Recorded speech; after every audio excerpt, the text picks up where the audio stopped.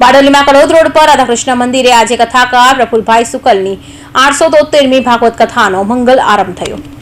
બારડોલીમાં Kadod road પર રાધાકૃષ્ણ મંદિર આજે કથાકાર પ્રફુલભાઈ સુકલની 873મી ભાગવત કથાનો મંગલ આરંભ થયો હતો।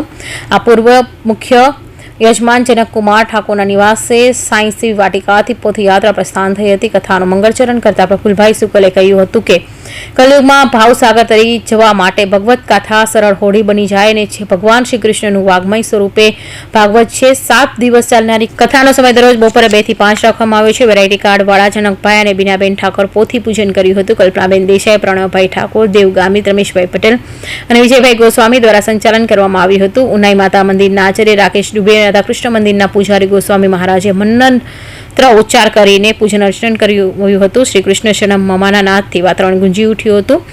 બાપુના સંગીતકાર વિનોદભાઈ દભલાઈ, મિનેશ પટેલ પાટી, બિપિનભાઈ પટેલ અને પ્રતિક પટેલ આછવણીએ રાસ ગરબાની રમઝટ બોલાવી હતી।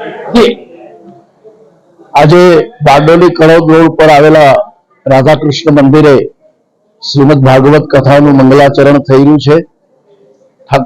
જનકકુમાર ઠાકોરના મુખ્ય યજમાન પદે અમારા જય સિયારામ સેવા પરિવાર દ્વારા આયોજિત આ શ્રીમદ ભાગવત કથાનો આજે પ્રથમ દિવસ છે। કલયુગમાં ભાગવત એ ભગવાનનું વાંગ્મય સ્વરૂપ છે। સંસાર સાગરને તરી જવા માટે કલયુગમાં ભાગવત કથા નૌકા બની જાય છે, હોડી બની જાય છે। એવી સદા સુખદ એવી ભાગવત કથા જ્યારે રાધાકૃષ્ણ મંદિરે હોલની અંદર આજથી શરૂઆત થઈ રહી છે। કલયુગમાં ભાગવતને કલ્પવૃક્ષ કીધું છે। એની નીચે બેસવાથી જે મનોકામના ધારણ કરીએ એ બધી પરિપૂર્ણ થાય છે।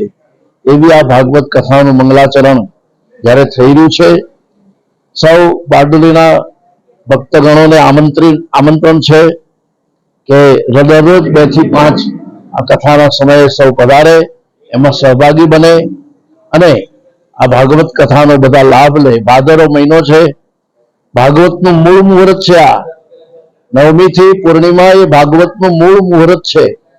એ મૂળ મુહૂર્તમાં જયારે અહીંયા કથા થઈ રહી છે ત્યારે સૌને એનો લાભ લેવા માટે ભાવભરી વિનંતી છે। અસ્તુ, ધન્યવાદ, જય સિયારામ, જય શ્રી કૃષ્ણ। Suresh Rathod, NTV news, Bardoli.